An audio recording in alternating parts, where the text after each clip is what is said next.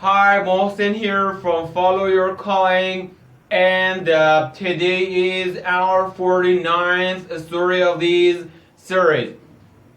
Today I want to talk about a very important subject, and that is victimizing and how to avoid being a victim and change from victim to victor. Let me start with a story. A few months ago, someone sent me a small video clip. It was about an entrepreneur. He was an Iranian entrepreneur. It turned out that he made an electronic car. He was a pioneer in my country, making these kind of cars, and with electricity, not fossil fuels.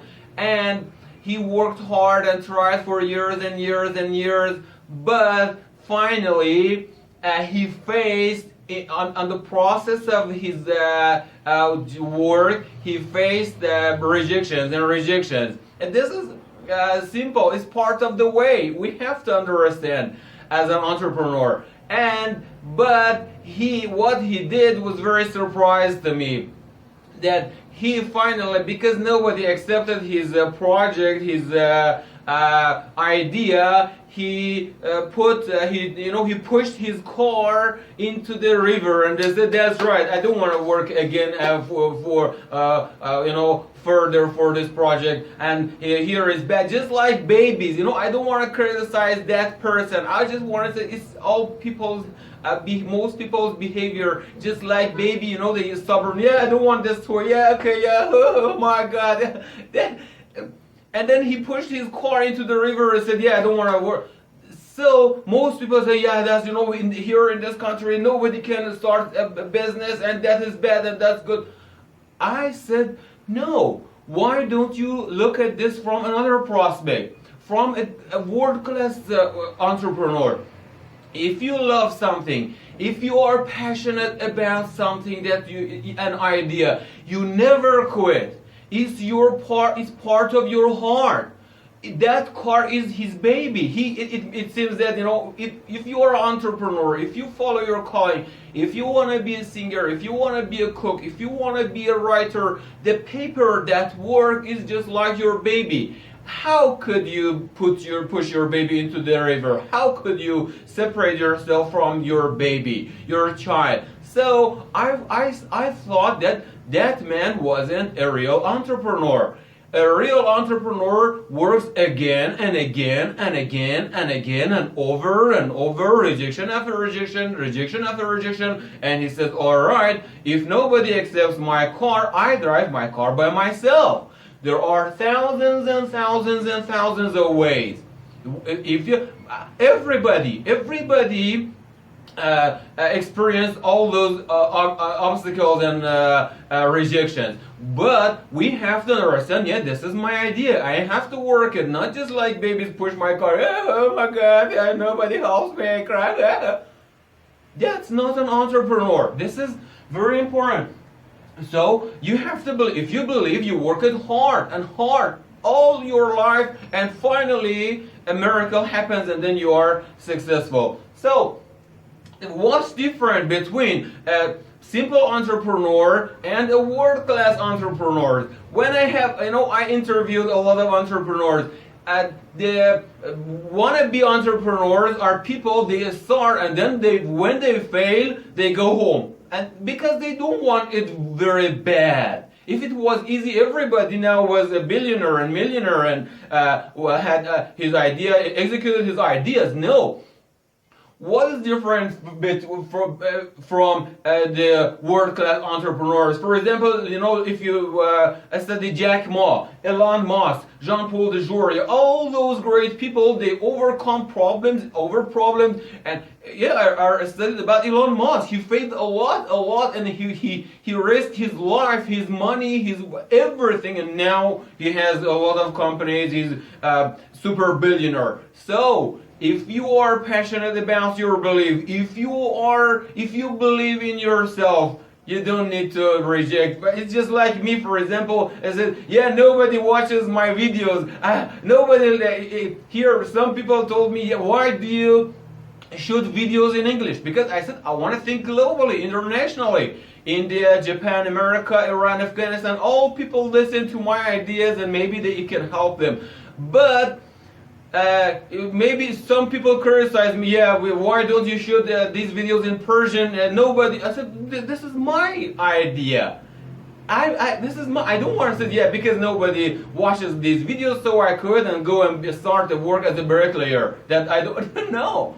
I love it, and I failed for 40 years. For 40 years, I failed and failed and failed and failed and failed, but I didn't quit. I said, no, I am going to shoot my videos. I am going to have my seminars in Iran, because I love that. And change your address. Something that is very important for you now, as an entrepreneur, as a great person, as a hero or shiro, you have to change your address from victimhood to the victorhood.